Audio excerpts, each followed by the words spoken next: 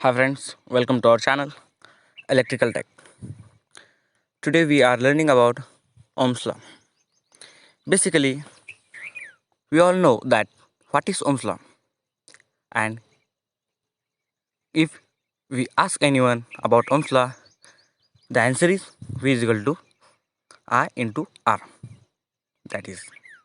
But in this video, we are talking about Ohm's law, when and where can we use it, and how we can find voltage, current, and resistance using it. Friends, let's start it. This law is one of the most basic laws of electricity. It helps to calculate the power, current, voltage, and resistance of an element of electrical circuit. The basic definition of this Ohm's law is Ohm's law states that the voltage or potential difference between 2 points is directly proportional to the current or electricity passing through the resistance, and it is directly proportional to the resistance of the circuit. The formula of Ohm's law is V is equal to IR.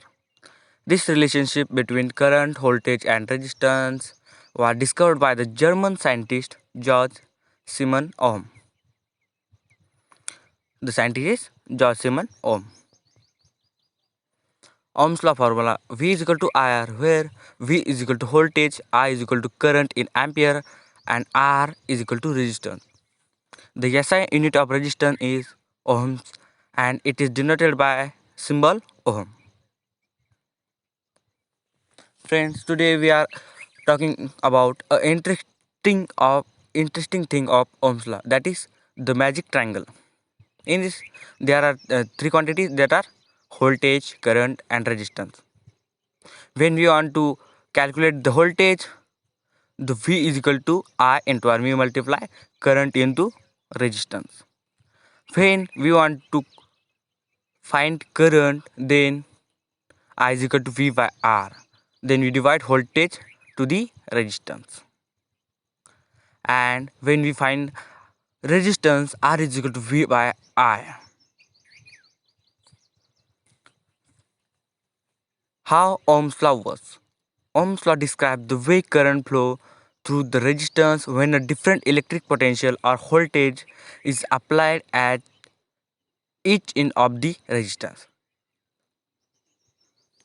The another way, if we think of this, is water flowing through the pipe, means it is current. The amount of voltage is the water pressure, means it is voltage. The current is the amount of water flowing through the pipe, and the resistance is the size of the pipe.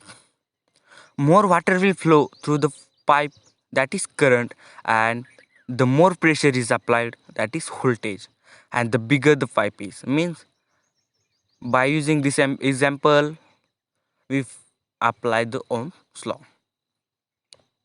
Some interesting facts about the Ohm's law.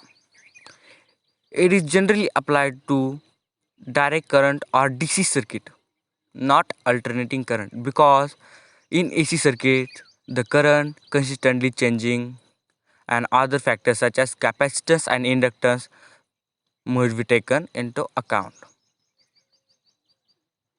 The concept behind Ohm's law was first explained by German physicist George Ohm, who the law is also named after. The basic tool of measuring voltage, current, and resistance temperature, that is multimeter. Thank you friends. Before going,